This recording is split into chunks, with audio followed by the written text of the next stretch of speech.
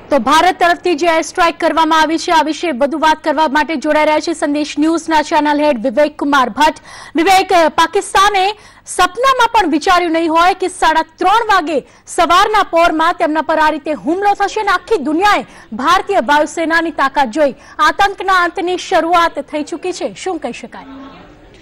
बिल्कुल पृथ्वी, सबसे पहली बात यह है कि 11:30 बजे भारत के विदेश सचिव जो हैं वो एक प्रेस कॉन्फ्रेंस करेंगे और उस प्रेस कॉन्फ्रेंस में बताई जाएगी तमाम तरह की जानकारी। साथ ही जो है वो वायुसेना के हेडक्वार्टर में अभी इस वक्त बड़ी अहम मीटिंग चल रही है।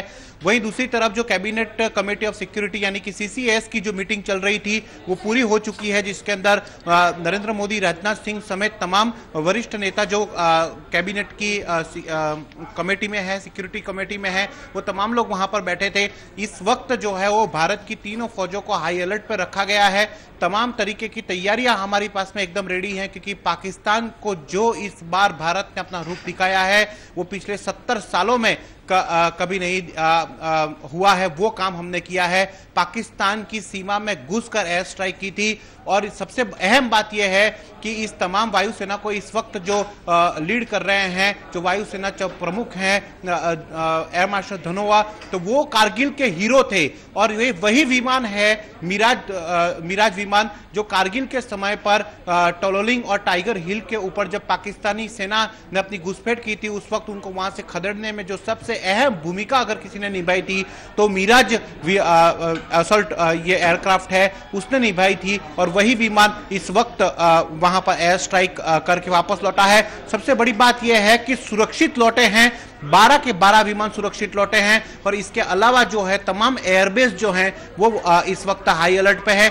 एक खास बात और बता दूं कि जो हमारे वायुसेना के जो पायलट्स हैं उन्होंने तो काबिल तारीफ काम किया ही है, साथ ही साथ जो भारत का एयर डिफेंस सिस्टम है वहां पे जो इंजीनियर्स लगे हुए थे ग्राउंड पे, उन लोगों का कोऑर्डिनेट जबरदस्त था।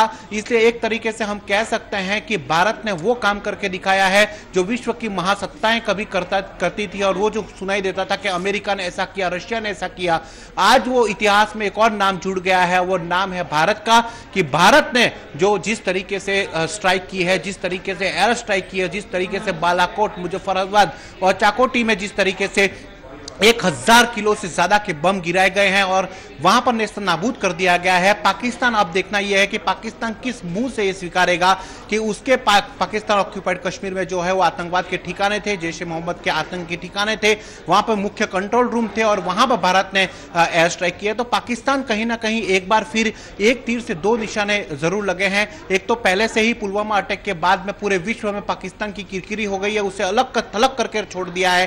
कूटनीति के तरीके से नरेंद्र मोदी ने एक बहुत बड़ा स्टेप लिया था और पूरी तरीके से पाकिस्तान को समूचे विश्व में कहीं कह सकते हैं कि नंगा करके छोड़ दिया था। और वही चीज जो है उसके बाद एक थी कि कब हम एयर स्ट्राइक करें। पूरे देश को इंतजार था, क्योंकि पुलवामा हमला हुआ उसके बाद तमाम लोगों के अंदर एक आशा थी कि नरेंद्र मोदी ने जिस तरीके से कहा था कि इसका बदला लिया जाएगा और ऐसा काम किया जाएगा कि पाकिस्तान की पुष्टें नहीं भूलेंगी, तो ये इसी तरीके का एक काम हुआ है।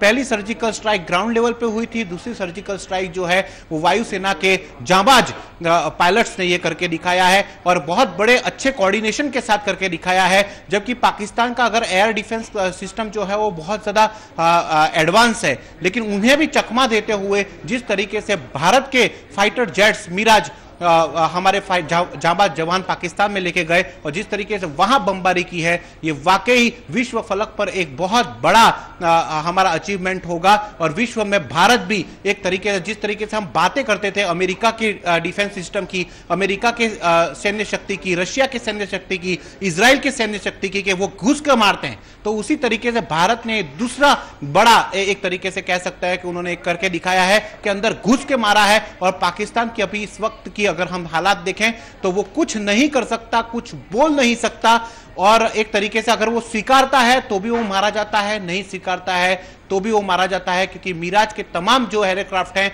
उन्होंने पूरी वीडियो रिकॉर्डिंग की है और ये वीडियो रिकॉर्डिंग विश्व के सामने भी मौजूद होगी। तो कहीं ना कहीं जो है वो पाकिस्तान को एक बड़ा झटका, पाकिस्तान को एक बड़ा मैसेज यहां से दिया गया है। और सबसे बड़ी बात यह है कि इस पूरे ऑपरेशन को जो लीड कर रहे हैं, जो एयर मार्शल है DS धनोआ, वो इस वक्त वहां पर है और ये वही धनोआ है जिन्होंने कारगिल में पाकिस्तान की सेना को खदेड़ा था, उस वक्त वो कारगिल के हीरो माने जाते हैं और उन्होंने एक बार फिर से मिराज एयरक्राफ्ट पर जो है वो भरोसा किया। सिंगल इंजन का फ्रांस मेड का ये विमान है, लेकिन बहुत ही तेज तर्राट और बहुत ही सटीक निशाना लगाने में ये विमान की खासियत है और यही एक बार करके दिखाया गया है। इस वक्त पाकिस्तान में बड़ा हड़कंप मचा हुआ है और अब पूरे देश को इंतजार है कि थोड़ी ही देर में जो है वो कहीं ना कहीं हम हमारी वायुसेना या फिर विदेश सचिव या फिर सरकार की तरफ से कहीं ना कहीं एक बहुत बड़ा जो मैसेज जो है वो जनता के सामने जरूर आएगा। इस वक्त प्रधानमंत्री नरेंद्र मोदी जो हैं वो एक फंक्शन में दिखाई दे रहे हैं और वहां पर शायद श्रद्धांजलि दी जा रही है जवानों को। निश्चित तौर पर नरेंद्र चौहान, आपसे हम जानना चाहेंगे कि जिस तरीके से भारत ने पूरा एक्शन लिया है, यूएस और फ्रांस जैसे और रशिया जैसे जो देश है जिसकी आर्मी बहुत ही ताकतवर मानी जाती है, उस लेवल का पूरा ऑपरेशन भारत ने करके दिखाया है। अब किस मुंह से पाकिस्तान स्वीकारेगा कि हाँ हमारे यहाँ आतंकी प्रवृत्तियां होती है? क्या कहेंगे?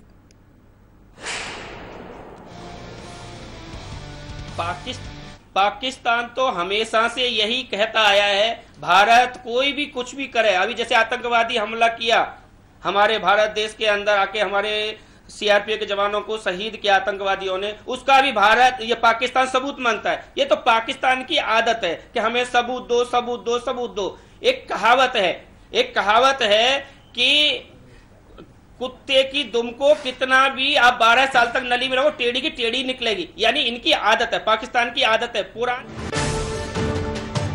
અત્યારે મહત્વપૂર્ણ સમાચાર ઉપર નજર કરીએ। ભારતમાં જે રીતે એર સ્ટ્રાઇક કરાઈ છે અને ગુજરાતની કચ્છ બોર્ડર પર અત્યારે એલર્ટ આપવામાં આવ્યું છે। તમામ સુરક્ષા એજન્સીઝ અત્યારે હાઈ એલર્ટ પર છે। જે અપડેટ્સ અત્યારે પ્રાપ્ત થઈ રહ્યા છે, વાયુસેના દ્વારા જે પાકિસ્તાનમાં આતંકી જે કેમ્પ્સ ઉપર હુમલો કરવામાં આવ્યો છે, 8 ફેબ્રુઆરીથી કચ્છની બોર્ડર પર સુરક્ષા એજન્સીઝને એલર્ટ આપી દેવામાં આવ્યું છે અને જે અપડેટ્સ મળી રહ્યા છે, કચ્છના નલિયા એરબેઝ પર પાકિસ્તાનને ઝટકો આપવામાં આવ્યો।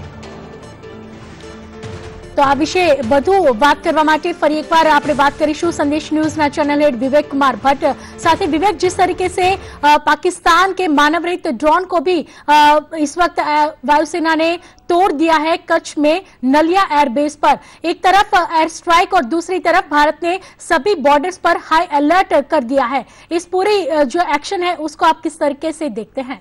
बिल्कुल पृथ्वी, देखिए जैसे ये एयर स्ट्राइक की थी तो उससे पहले से ही कल ही हमने देखा था कि 25 तारीख को किस तरीके से तीनों सेनाओं के प्रमुख के साथ में एक महत्वपूर्ण बैठक हुई थी और उससे पहले जब पुलवामा अटैक हुआ था उसके बाद ही तमाम फौजों को हाई अलर्ट पे रखा गया था, तमाम सीमाओं को हाई अलर्ट पे रखा गया था, तमाम बॉर्डरों पर जो है वो भारतीय सेना, वायुसेना और समुद्र में हमारी नेवी, ये तमाम लोग अलर्ट थे क्योंकि पाकिस्तान का कोई भरोसा नहीं किया जा सकता, कोई भी कोई नापाक हरकत कर सकता था, ये बात पता थी। और जब हम सर्जिकल स्ट्राइक करते हैं तो उस वक्त जाहिर तौर पर पाकिस्तान कुछ ना कुछ हरकत कर सकता था, इसलिए वहां पर तमाम जगहों पर जो है वो हाई अलर्ट की सिचुएशन थी। यही सिचुएशन जो है कच्छ बॉर्डर पर भी थी और वहां पर जैसे ही पाकिस्तान का एक ड्रोन दिखा तुरंत ही उसे गिरा दिया गया है और पाकिस्तान को एक और करारा झटका दिया गया। निश्चित तौर पर जिस तरीके से भारत ने पूरा एक्शन लिया है, एक बाजू देशभर में અત્યારે આ સમગ્ર एक्शन ने લઈ एक नवो जो जोश જોવા મળી રહ્યો છે। नरेंद्र चौहान, आपसे हम जानना चाहेंगे जिस तरीके से पूरा एक बाद एक स्ट्रेटेजिकल स्टेप्स लिए जा रहे हैं, आप क्या कहेंगे?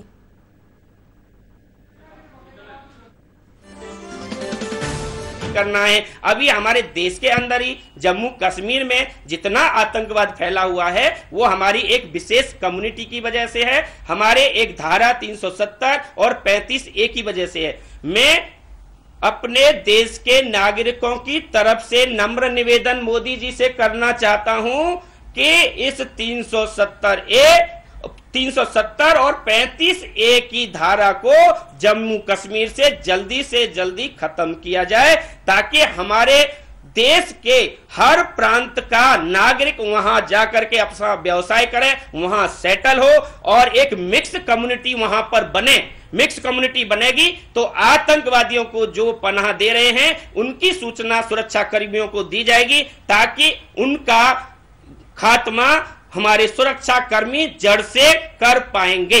यही मेरा मैसेज प्रधानमंत्री जी को है और देश के जितने भी बड़े बड़े ओहदेदार मंत्री हैं उनसे नम्र निवेदन है 370 और 35A की धारा को खत्म किया जाए। और दूसरा नम्र निवेदन मेरा यह है, हमारे जितने भी देश के सैनिक शहीद हुए हैं उनके परिवार का विशेष रूप से ध्यान दिया जाए।